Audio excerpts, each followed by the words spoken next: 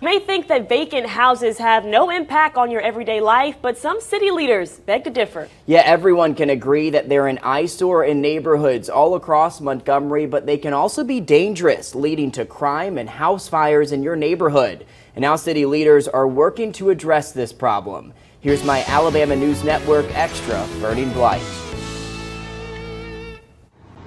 Flames shooting through the roof, windows blowing out, a scary sight for most, but something Montgomery firefighters face every day. Like this home on Charles Street, vacant or occupied. From the outside, it's too hard to tell. Just because a building has been abandoned, there's no guarantee that it's vacant.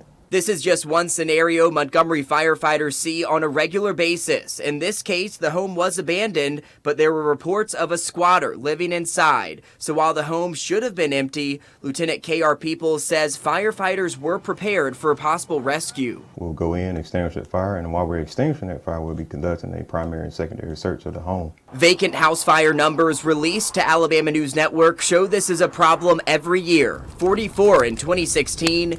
50 in 2017 and 47 in 2018. That's an average of almost 4 vacant house fires a month last year. The city has a vacant building problem. No sugarcoating from Montgomery City Councilman Tracy Larkin. This is a problem he says should have been handled years ago. He tells me that many cities have vacant building ordinances to hold property owners accountable. The city does not have a single piece of legislation that focuses on or directly addresses the issues of vacant properties. Larkin says vacant buildings just lead to more problems, declining property values, fires, and crime, especially in the winter months. Vagrants, derelicts, drug abusers, people who are homeless or looking for shelter will go into these buildings and attempt to stay warm. In the Chisholm neighborhood, you can find many streets that have multiple vacant and abandoned homes. Take a look inside this one. You can see that the windows and doors are blown out, and it looks like people could be living inside. It's not fair to allow these buildings to continue to remain vacant